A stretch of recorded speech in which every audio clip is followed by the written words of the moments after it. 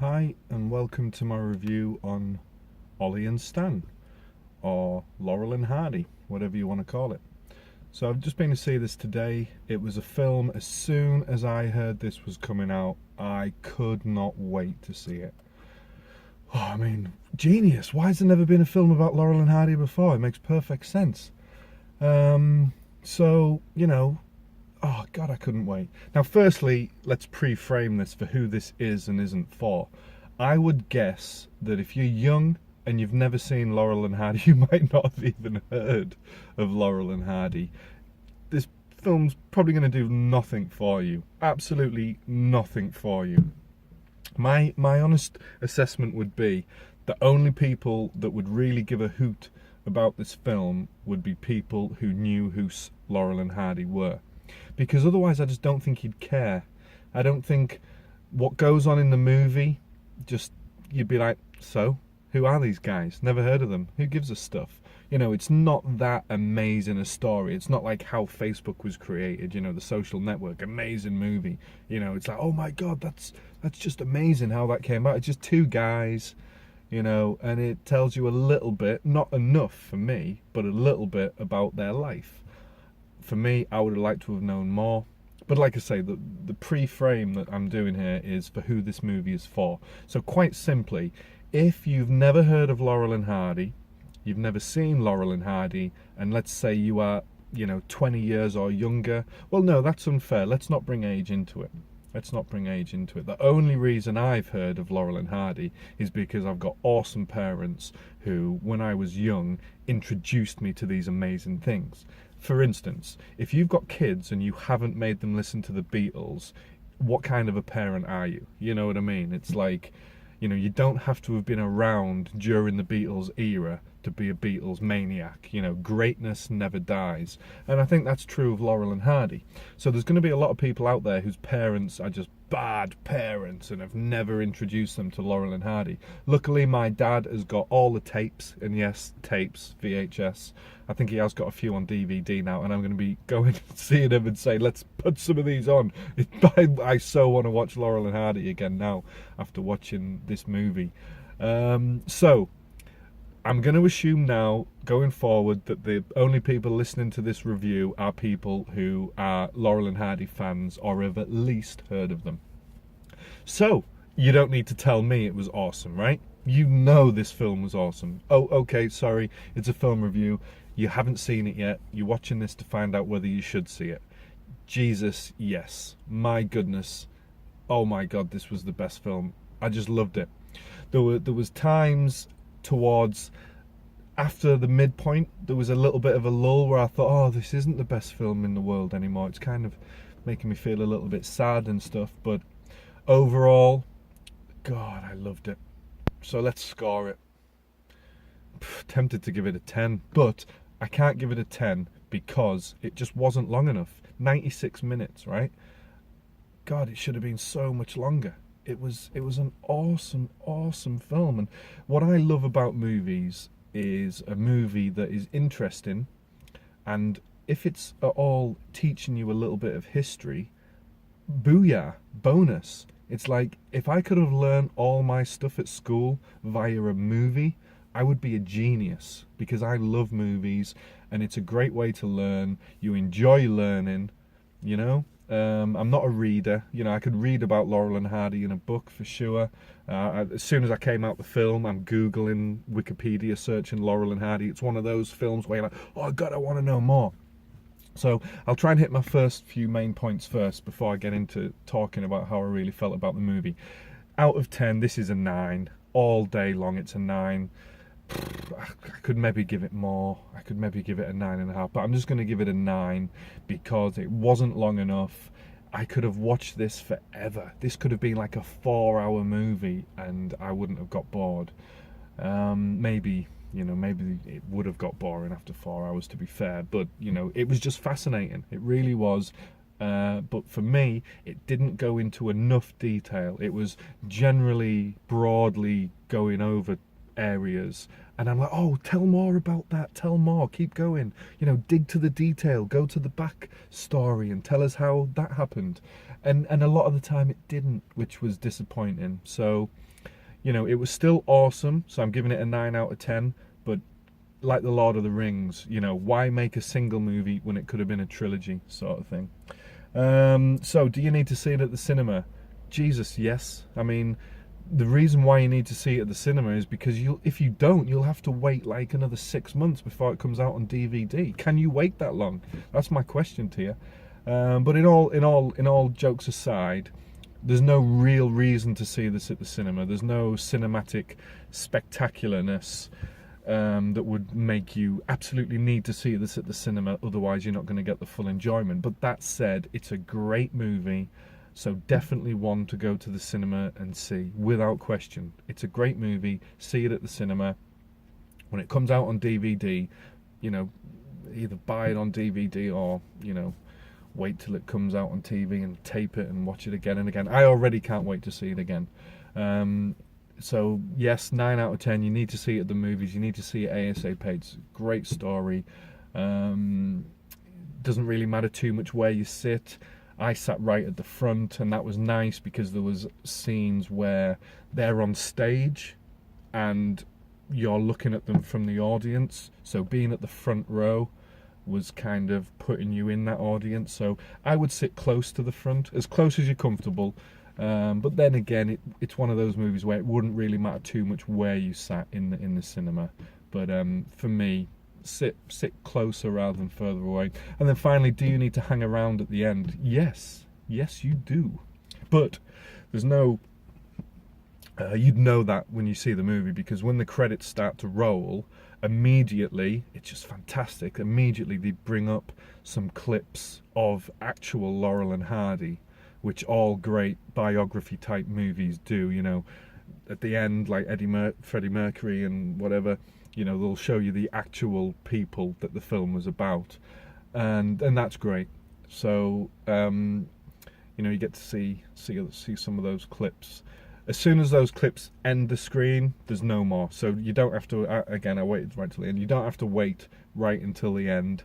I did, but there was no additional stuff. So as soon as the Laurel and Hardy clips go from the screen, you can leave. Now, if you want the best view of those clips, sit on the right-hand side of the screen. So as you're looking at it, as you're looking at the screen, you want to be on the right-hand side as you're looking at it, because it's the right-hand side of the screen where the clips come up, and on the left-hand side is where the credits roll. So, you know, if you want a real close-up view of Laurel and Hardy, then sit on the right-hand side. I was actually sat on the left-hand side. Didn't really matter, I could still see, but that's just a little point of observation for you. I just want to talk about the film. It's just so great. Now, normally, I would say knowing nothing about a movie before you see it can be beneficial. I'm not sure that's the case with this movie. So if you want to do some research about Laurel and Hardy before you watch the movie, that wouldn't be a terrible thing, although it was quite nice not knowing, because although I knew Laurel and Hardy, obviously, like I say, my dad would always be putting Laurel and Hardy on when I was younger. You know, oh damn, it was so funny. You know, so although you know who they are, I didn't really know anything about how they came together, what year they were about. Or I didn't really know anything other than it's just this comedy duo that I've seen in black and white clips. So I went in knowing nothing, and I was kind of always wishing I knew more, because the way the story is told, it feels like it does keep you in the dark about a lot of the history. And like I say, as soon as I came out, the first thing I did was Googled Laurel and Hardy to get some extra information. And at the same time, the stuff that happens at the end of the movie, because what this movie depicts is kind of mostly it's the back nine, shall we say, with a golfing term. It's more towards the end of the career of Laurel and Hardy that's being depicted in the movie.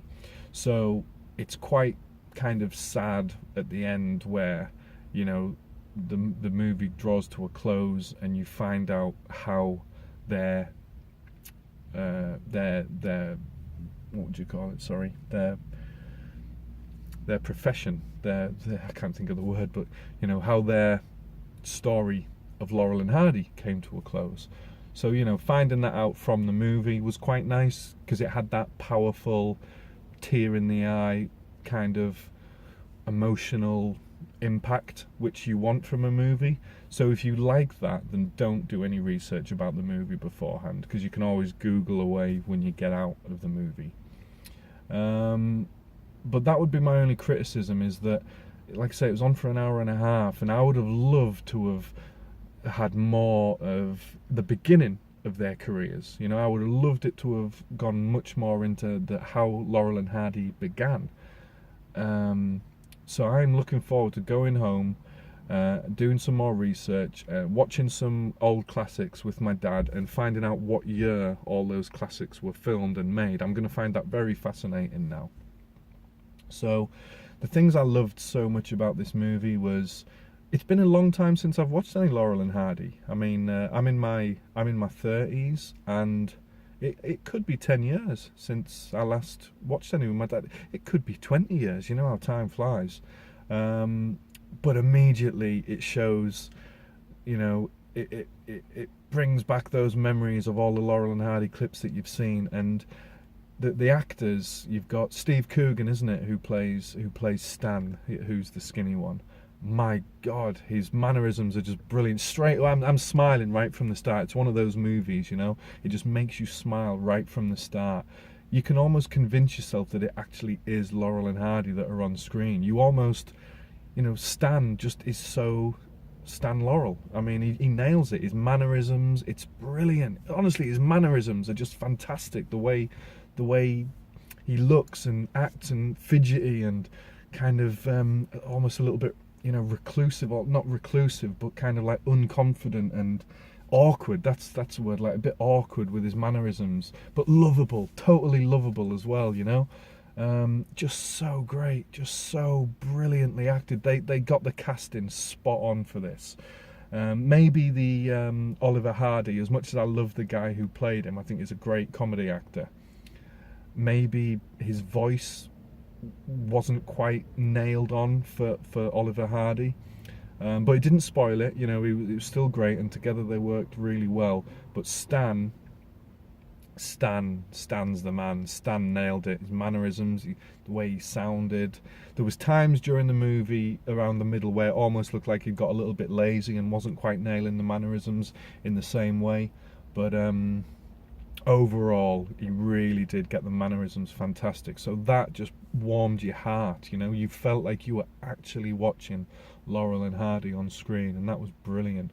And then obviously it shows you them doing some clips from the actual Laurel, and some classic Laurel and Hardy sketches.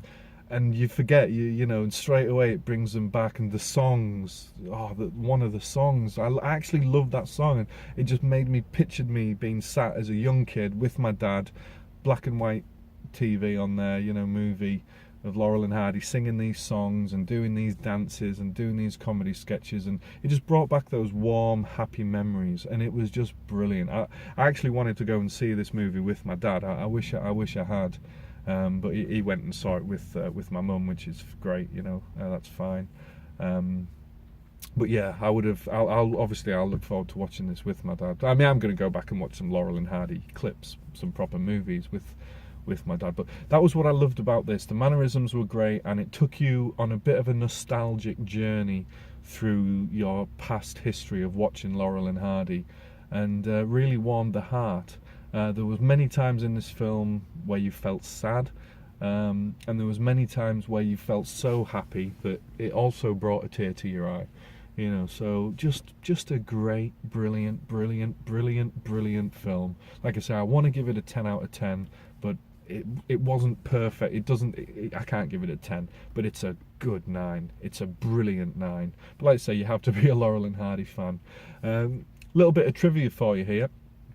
Just as a point of interest, started getting involved with property investing after the 2008 crash, and my gran is from Shildon, which is right next to Bishop Auckland, and Bishop Auckland is where, this is in County Durham, England. Bishop Auckland is where Stan Laurel grew up. I didn't actually realise Oliver Hardy is American and Stan Laurel is British.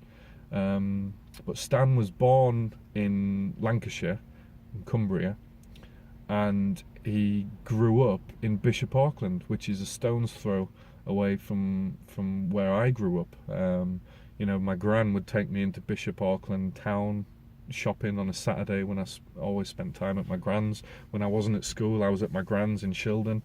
And like I say, got involved with property investing in 2008 after the crash, once prices got nice and cheap. And in an auction house, Stan Laurel's house, has a plaque above the wall saying, Stan Laurel lived here and all this kind of stuff. Came up for sale in auction. And I could have potentially bought that house, and God, I wish I did. I think me and my dad both regret that we didn't go in for it. With it being an auction, we kind of didn't really want to get involved. But I really wish we had, because I don't know, just to own Stan Laurel's house that he grew up in would be so cool. He went to school in Bishop Auckland. He grew up there, got baptised in Bishop Auckland. It would have been so cool to have owned his house as a buy-to-let. We could have maybe, rented it out as a holiday let, and people could have stayed there saying, yeah, I've stayed in Stan Laurel's house for a week's holiday.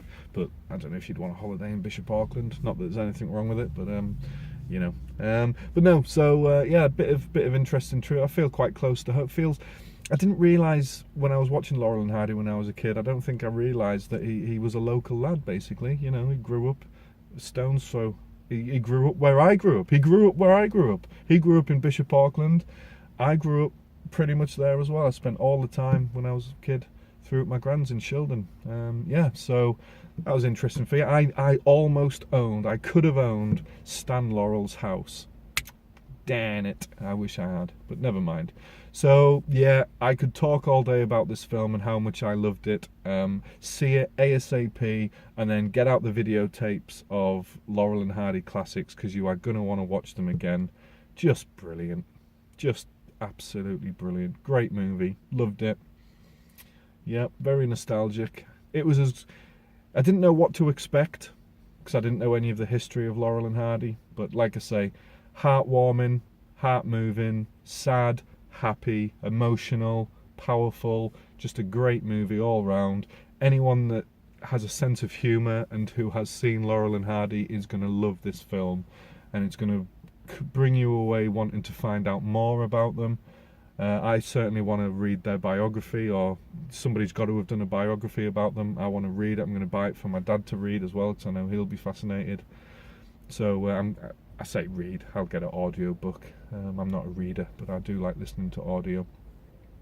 So yeah, please tell me, what did you think? What age are you? If you don't mind saying, because I think of different ages might have experienced this in a slightly different way.